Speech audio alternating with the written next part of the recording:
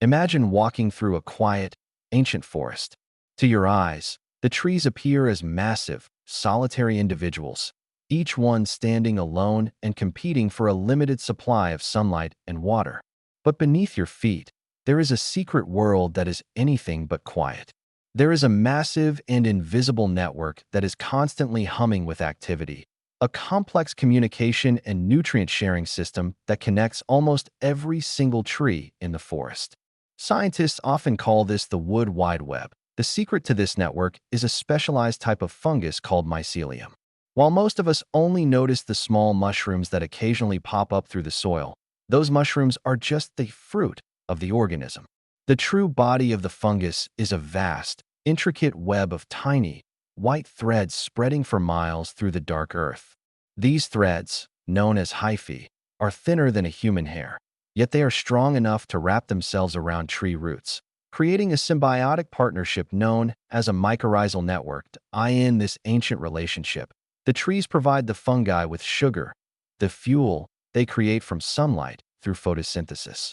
In exchange, the fungi act as a biological internet, extending the tree's reach by hundreds of times to find water and minerals that the roots could never reach on their own.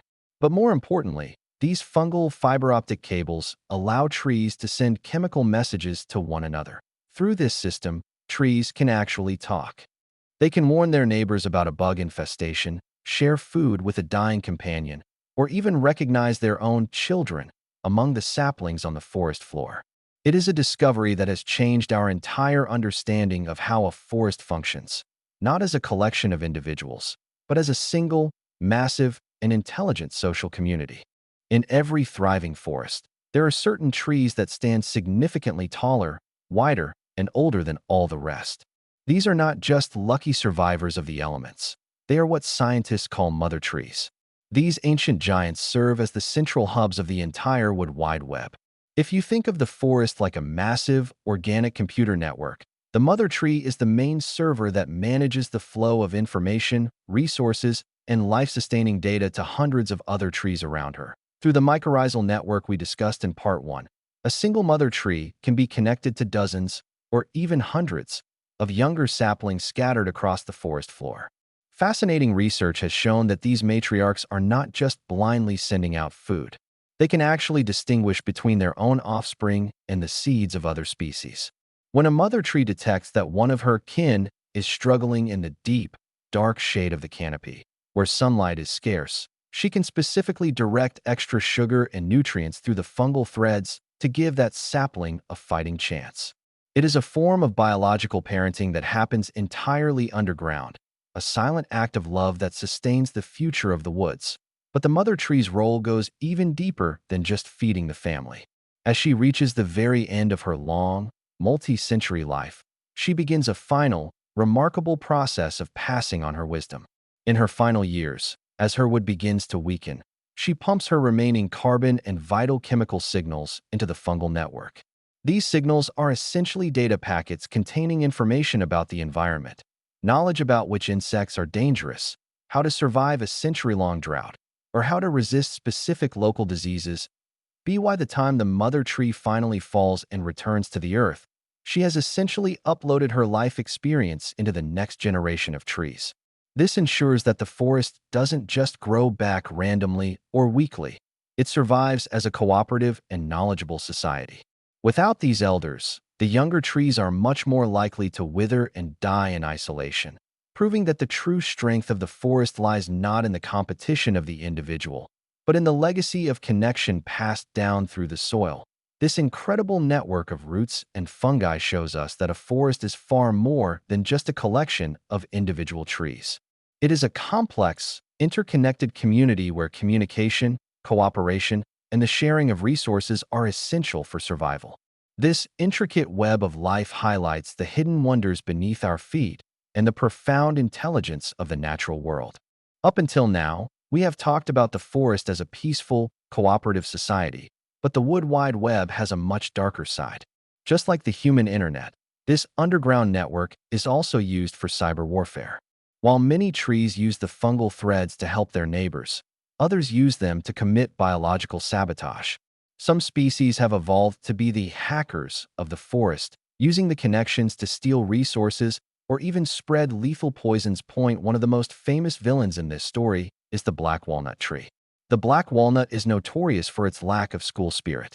It releases a toxic chemical called juglone into the network. This toxin travels through the fungal threads and acts like a targeted viral strike against its rivals. When the roots of other trees, like tomatoes or birches, come into contact with this poison, their growth is stunted, or they may simply wither and die. By clearing out the competition through the network, the black walnut ensures that it has all the water and sunlight for itself. Then there are the phantoms of the forest, such as the ghost pipe plant. This strange, eerie plant is completely white because it has no chlorophyll, meaning it cannot make its own food from the sun. Instead, it hacks into the wood wide web. It behaves like a data thief, plugging into the fungal threads and draining the sugar that other trees have worked hard to create. It gives nothing back to the network, surviving entirely as a biological parasite. This constant struggle shows us that the forest is not just a place of harmony. It is a high-stakes strategic battlefield. Trees are constantly negotiating, trading, and sometimes fighting for their lives through these invisible cables. It is a reminder that in nature, information is power, and knowing how to use the network can mean the difference between thriving and being deleted from the forest floor. While some trees use the network for war, most use it as a sophisticated biological security system. In a forest, a single tree getting attacked by an invasive species of beetle or a swarm of hungry caterpillars isn't just a tragedy for that one tree. It is a potential catastrophe for the entire neighborhood. This is where the wood wide web transforms from a grocery delivery service into a high-speed emergency broadcast system. When a tree's leaves are first bitten by an insect, it doesn't just sit there and suffer. It immediately produces specific volatile organic compounds and electrical signals. These signals travel through the mycorrhizal network at a speed of about 1 inch per minute. This might seem slow to us, but for a forest, it is a light-speed alert. The neighboring trees receive these chemical data packets and instantly recognize them as a distress signal. The reaction is incredible. Even before a single bug has landed on them, the healthy trees begin to armor themselves. They start pumping bitter tannins and toxic chemicals into their own leaves, making them taste disgusting or even making them indigestible to the invaders. Some trees even release scents into the air that act as a biological flare, specifically designed to attract the predatory wasps that eat the very caterpillars attacking them. This collective defense means that by the time the insects move from the first tree to the second tree is already a fortress. This sentinel behavior proves that the wood wide web isn't just about sharing food. It is about shared intelligence. It allows the forest to act as a single, massive immune system, protecting the whole by sacrificing a few. Without this underground alarm, a single pest could wipe out an entire valley, but because the trees talk, they stand a fighting chance.